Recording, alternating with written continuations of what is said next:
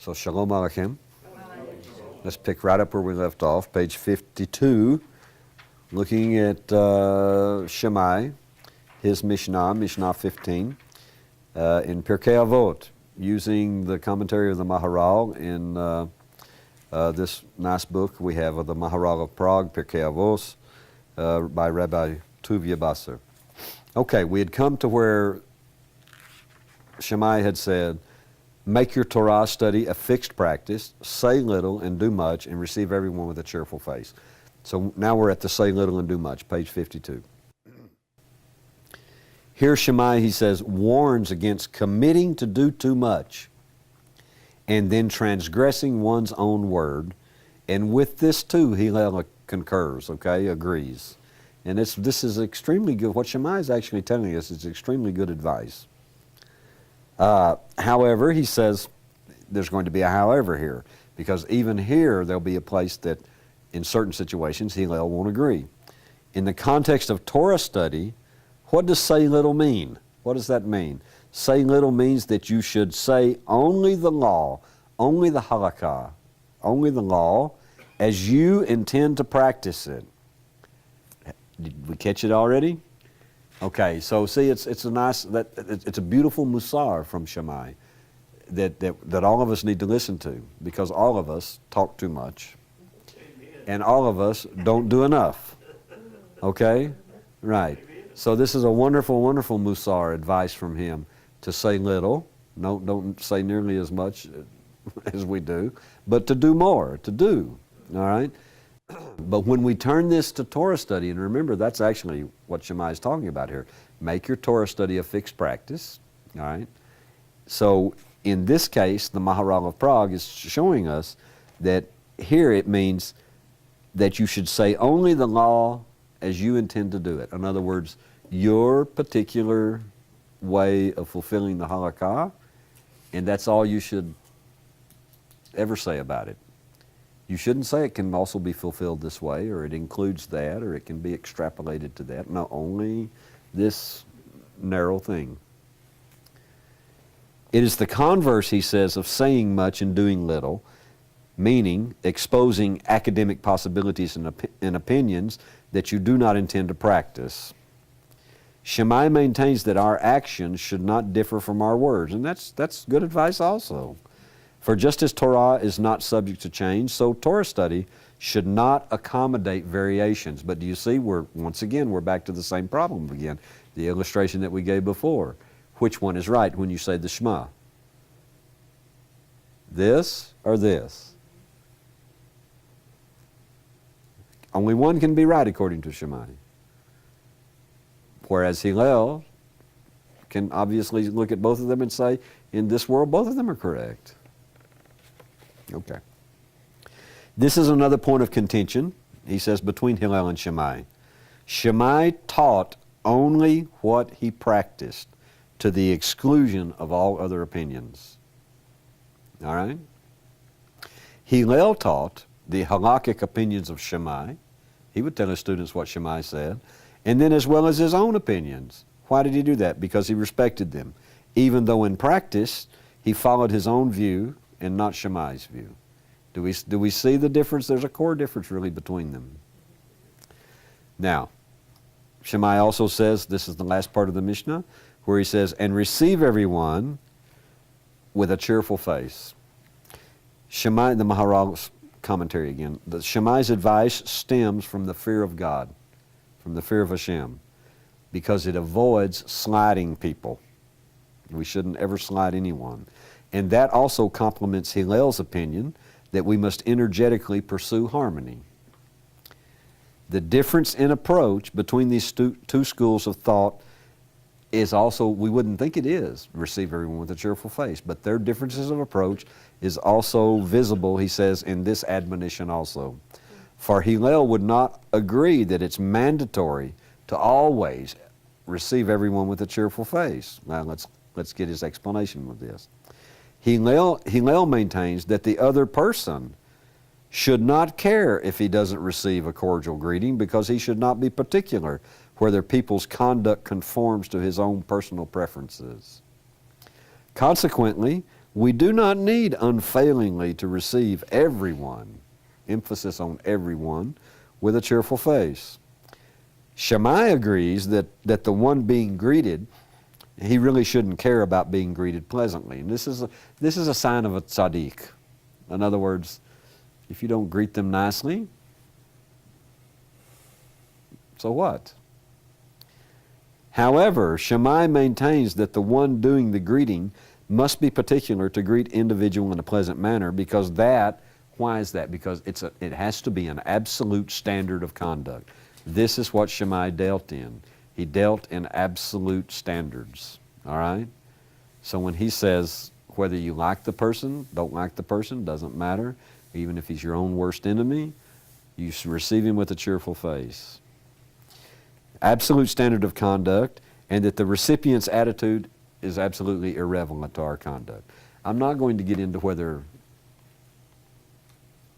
to be truthful with you, to come to the level of absolute standards of conduct where our feelings don't enter in, where whether or not we've had a bad day enters in. This is a very lofty goal, and it would be wonderful if we could all achieve it. But it's like the sages say, the halakha for today is the house of Hillel. The halakha of Olam Haba, the world to come, then we will have absolute standards of conduct, because we will be on a spiritual level where we can do it, where we can accomplish it. Okay, all right. Now, Rabbi Basser wants to do an aside here a little bit before he gets to Mishnah 16, where he wants to talk about and mention again the transmission of the Torah up to, from Mount Sinai, in other words, all the way up to Hillel and Shammai. He said, this Mishnah concludes the Musar of the fifth and the last. Hillel and Shammai were the last of the rabbinical pairs who formally transmitted the Torah from one generation to the next. From this point onward, there no longer were designated recipients in the chain of Torah transmission, for the students of Shammai and Hillel did not apprentice adequately. In other words, they didn't make disciples good enough for leaders to arise from them who could be pairs, all right? Now, the real reason why there's no more pairs is because he tells us right down here at the bottom in note number 1, due to the government's wariness of the power of the rabbis. All right? So there was something lost there. It's a combination of things. It's a combination of that the students of Hillel and Shammai didn't make adequate students to take their place, and that the government, which was the government of Rome at this time, all right, the whole world was under Roman domination, and including Israel, and they literally got so much junk in there that it wasn't able to do it anymore. That's why we find Sanhedrins where people were buying positions now from the Roman government to be appointed into the Sanhedrin, or people were buying the high priesthood in the Holy Temple. This is the deterioration that was made in the first century. So Hillel and Shammai, they are the last of the pairs. Therefore, he says, it is appropriate to pause and reflect upon the development of Torah and rabbinical leadership from Moshe Rabbeinu, to Hillel and Shammai. The revelation of Torah at Mount Sinai, he said, set the paradigm for Torah dissemination over the next 1,200 years. From Sinai to the first century, 1,200 years. Actually longer than that. Yeah, that's a very conservative estimate. I'd say much more likely 1,600 years instead of 12. But that's just my opinion. Okay. But look at what the Maharal, he's getting this now from the Maharal. This is extremely interesting, what he's about to say, because he finds patterns, all right? Just as the Torah was proclaimed at Sinai, Mount Sinai, with 5 sounds, and he tells us what that is. Actually, he's quoting from Berachot 6b.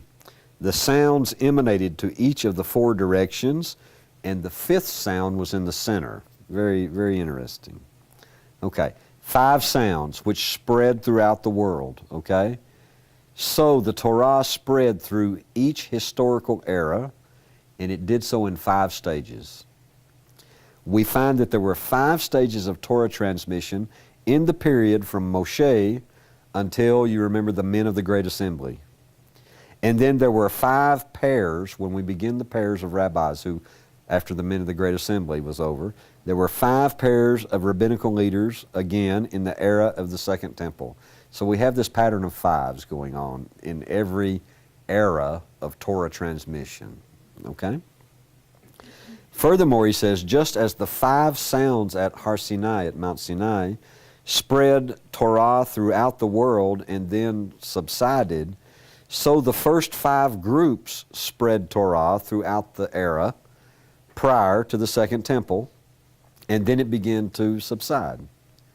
At the time of the Second Temple, the vitality of the Torah was restored as the 5 pairs of rabbis acted together and strengthened each other in complementary roles. True to the paradigm, he says, this renewed transmission of Torah also lasted for 5 stages, and then it began to subside. I think we're in another 5 stage, right, or 5, have been for a while, in another one of these 5-part stages right now, but also, again, just my personal opinion. Who knows? You can explain it later. I can explain that later? No, you have to figure it out for yourself. Antigonus, he says, served by himself in the train of Torah transmission, linking the era of the men of the Great Assembly and the era of rabbinical pairs. Now, some people also point out that Shimon HaTzadik is also singled out. You remember him, but he is actually, Shimon HaTzadik is a member of the Great Assembly, so he's really part of that era. The institution, he says, of shared rabbinical leadership was a definitive characteristic of the Second Temple. The rabbis tell us, or Chazal tells us, that the temples were established by both hands of the Creator, all right, both his right hand and his left hand, symbolizing the synthesis of 2 opposing yet complementary forces, and respectively the right hand and the left hand of the Creator are symbolic of the divine attributes. His right hand is Hesed, his left hand is Geburah, severity, justice, strict justice. So we have loving kindness and strict justice connected in the temple. During the Second Temple, those attributes, he says, came to appear as being more distinct than integrated. Instead of them being together, they started to begin to be separated.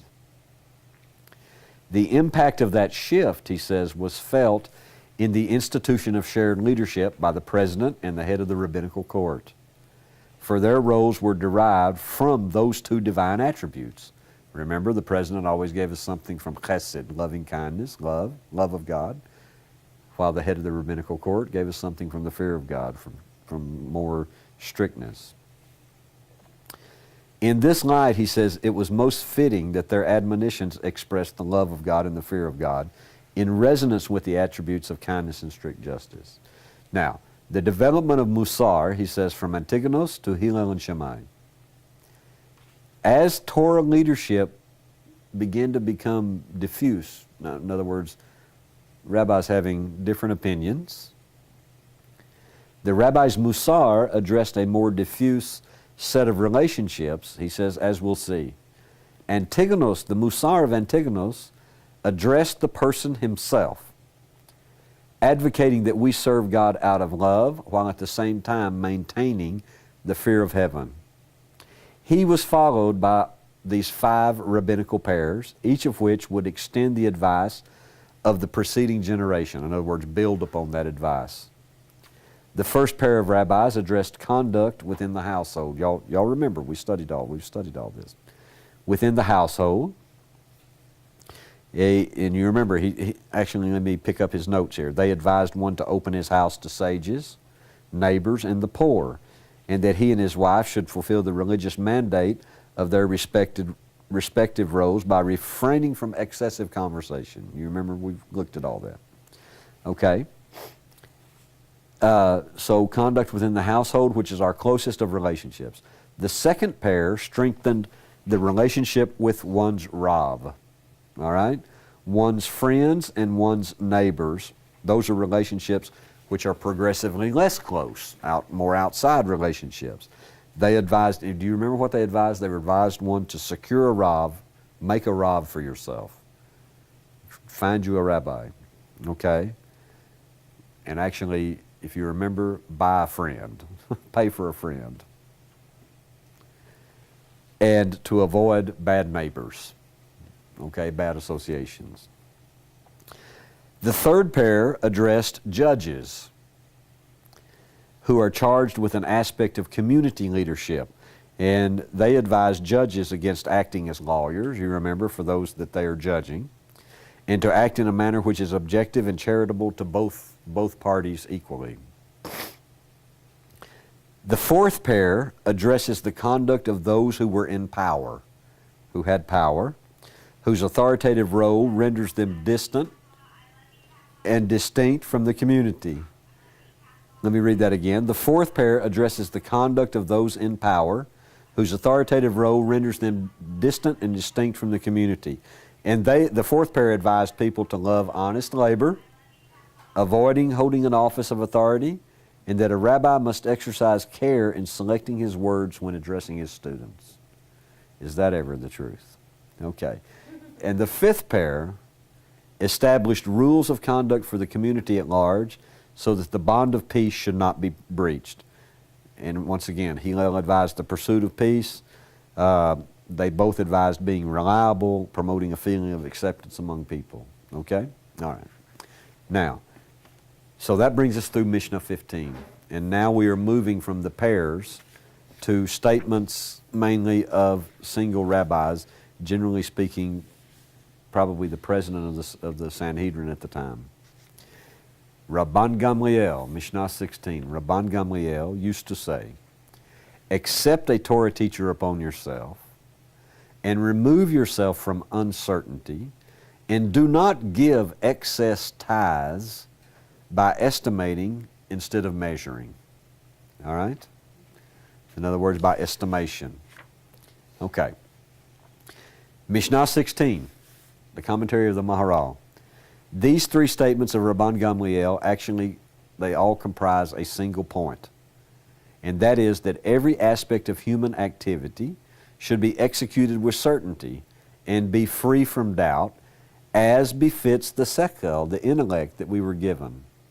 Now that's interesting because we saw sekel was actually the domain of Shammai, and Hillel had another opinion. And Rabban Gamliel is actually the grandson of Hillel. Okay? But he's still the house of Hillel. He's going to try to integrate, he's going to try to bring both the good things from both of the two houses, from Beit Shammai and from Beit Hillel, integrate them, put them together in a way that we can use them in this world. That's exactly what he's trying to work on. So he says, all of these three statements comprise a single point. Every aspect of human activity should be executed with certainty. We should be certain and be free from doubt, as befits the sekel, the intellect that we were given. Sekel, he says, is more than academic intelligence, because it also includes the intellectual competence to do what? To do what is right. By contrast, Scripture refers to a fool as one who walks in the dark. All right? And that's from Ecclesiastes 2:13. Actually, he's going to give it to us here, 2:13 and 14. Then I saw that wisdom is superior to foolishness, just like light is superior to darkness. The wise person's eyes are in his head, and the fool walks in darkness. So uncertainty, the Maharal tells us, uncertainty arises in three areas: theory, fact, and practice, which is the application of theory to fact. That's what practice is. Doubt can arise in the grasp of guiding principles when there are several possible ways to understand a point. Factual doubt can arise in a specific situation, quite aside from any doubt about the rules. He's telling us, by the way, in the note here, that Maharal's point is that the three areas of doubt cover all aspects without overlap. We're moving into an entirely different philosophical thing here that the Maharal is trying to show us. And doubt can arise in the application of principles to a specific situation, and that is always of a concern in the performance of a mitzvah. Am I doing it correctly? The advice of this Mishnah corresponds to each category of doubt that the Maharal has listed. Let him show us now. Accept a Torah teacher. Why accept a Torah teacher on yourself? Why accept a Rav on yourself? They're translating it Torah teacher, but he actually says, Aseh lecha Rav. Make for yourself, the same thing that was said before. Make for yourself a Rav, which means to accept on yourself a Rav. Accept a Torah teacher so that one's knowledge will be acquired with certainty, leaving no area in doubt. And this is what the rabbis are. And especially if you accept one to be your rabbi. If you accept a Rav to be your rabbi, then to be truthful with you, you have to understand what that actually means. It actually doesn't mean, I'll accept him. He's my rabbi as long as I agree with him. That's the way most people, especially in the Western world, do. That's why people move from group to group to group to group to group, because they can't find a rabbi who they can agree with on everything. But to really, what Rabban Gamliel is saying is, if you accept a rabbi on yourself, and then a question of halakha, and you ask him a question of halakha comes up, and he gives a ruling and an explanation to you why he gives that ruling, even if you don't agree with him, if he's your rabbi, you follow his halakha.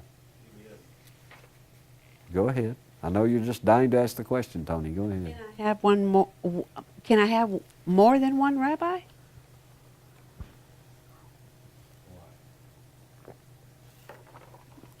You can have as many rabbis as you want as far as to learn Torah. Okay. All right? I'm talking about when it comes to halakha. When it comes to the legal application, how do I do a mitzvah? What do I do in this situation? What is the Torah response in this particular situation? And if you ask a person you've accepted as your rabbi on that, and he gives you a halakhic ruling, you're bound by it whether you like it or whether you don't like it. All right, this is what we're talking about. Okay. Okay. And this has to do with removing yourself from doubt. Number 2, and remove yourself from uncertainty. In other words, from every situation that is doubtful. It goes without saying that matters that could possibly result in transgression, such as a doubt as to whether this food is kosher or not, okay, must be treated as definitely forbidden. Do you understand what we're saying? If I have a doubt whether a particular piece of food is actually kosher or not, if there's some reason that I doubt, that I don't know and for sure, then it may be kosher, but it's forbidden to me. Why? Because I don't know, because I have a doubt. You understand what he's saying? Okay. We furthermore must remove risk from situations of potential danger or loss as well. In summary, it's inappropriate for a rational human being to enter into a questionable situation. Number 3, do not give excess tithes by estimating.